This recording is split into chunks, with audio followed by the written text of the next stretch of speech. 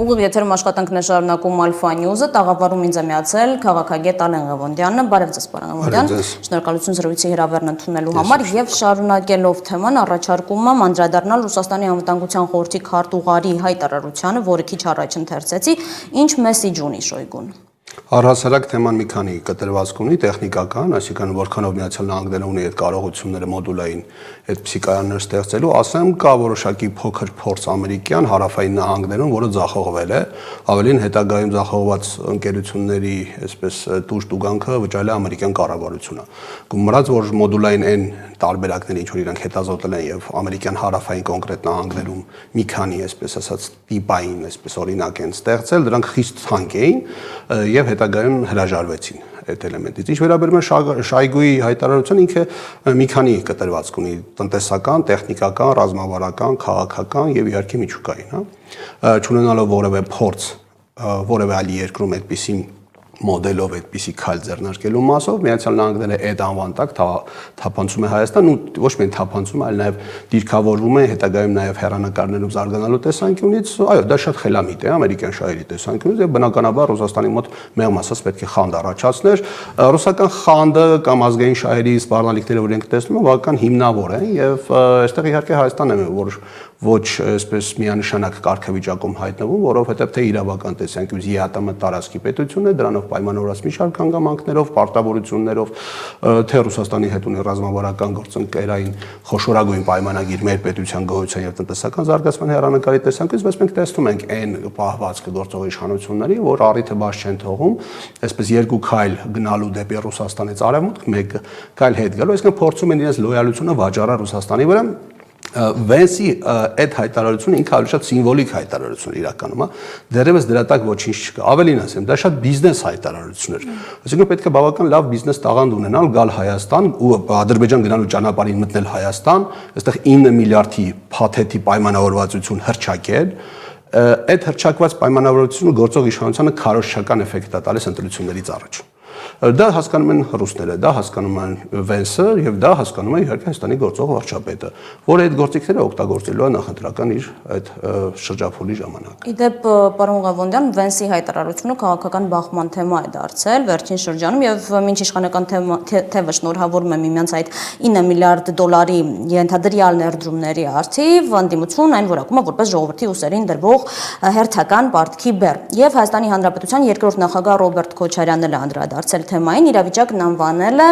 փոթորիկ բաժակի մեջ, պարզաբանելով, որ իրականում դեռևս պայմանագիր անգամ չկա եւ այն ստորագրվել է ընդհանրապես երկկողմ հայտարարություններում բանակցությունների ավարտի մասին։ Առաջարկում եմ դիտել այդ հատվածը, որից հետո կշարունակենք զրույցը։ Ընդհանրապես սա մի փոթորիկ էր բաժակի մեջ։ Ըստ էության ոչ նա է։ Ընդհանրապես հայտարարություն է ստորագրվել, երկկողմ հայտարարություն, որ ավարտվել է բանակցությունները խաղաղ էներգիայի պայմանագրի միանալու հետ կապված։ Ընդհանրապես սա է։ Նույնիսկ այդ պայմանագիրը չէր ստորագրվել դեռ պետք է ստորագրվի եւ պետք է խորհրդարաններով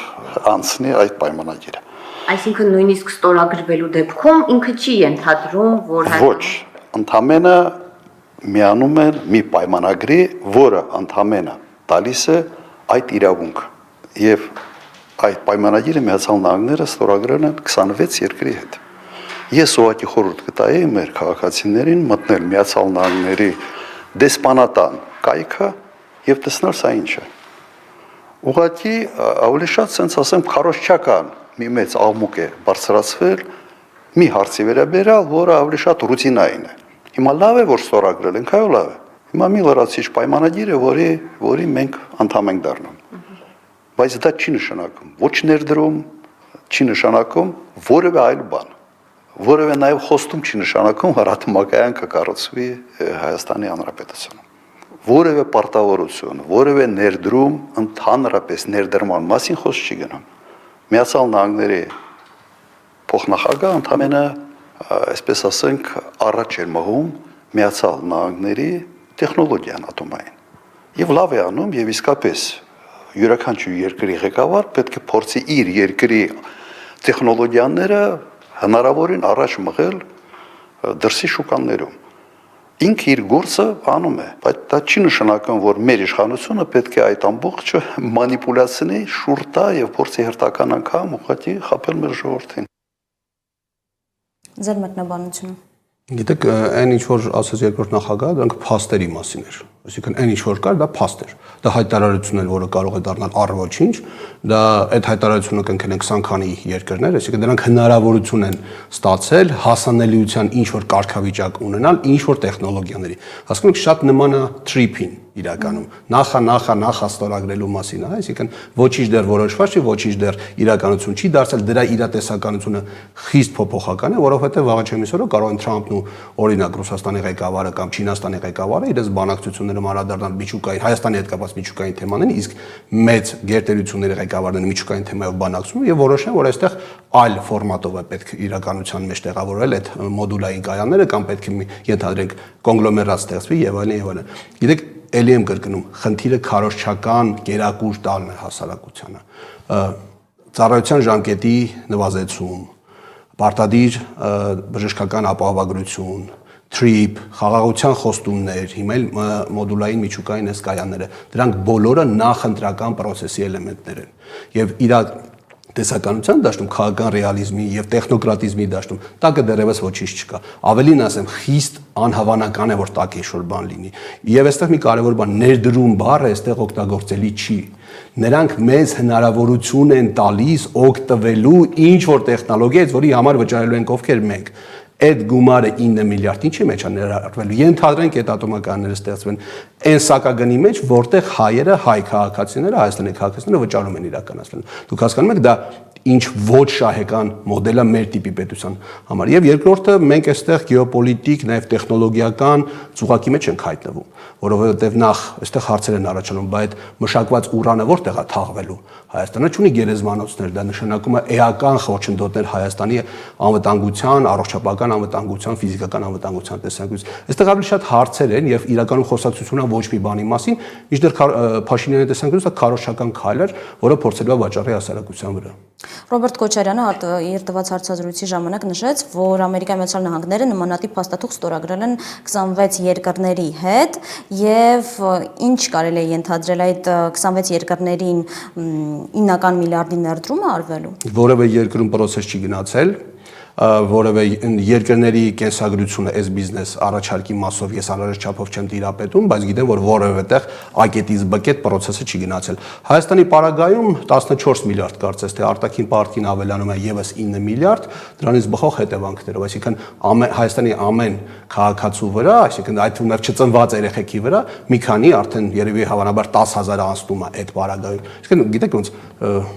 ֆինանսատնտեսական լուծարման process-ի մեջ ենք հայտնվում այսպիսի արկածախնդիր պրոյեկտների մեջ մտնելով։ Ես հասկանում եմ, որ ճնշումներ կան, ես հասկանում եմ, որ գործող վարչապետը փորձում է իր գինն ու կշիռը ավելացնել այդ ունև Իրանի կոնտեքստում, բայց այստեղ խնդիրը Հայաստանի Հանրապետության լինելիության գաղափարն առաջին հերթին։ Այո, եւ Վենսը առաջ է տանում իրենց տեխնոլոգիաները, հետեւաբար իրենց շահերը։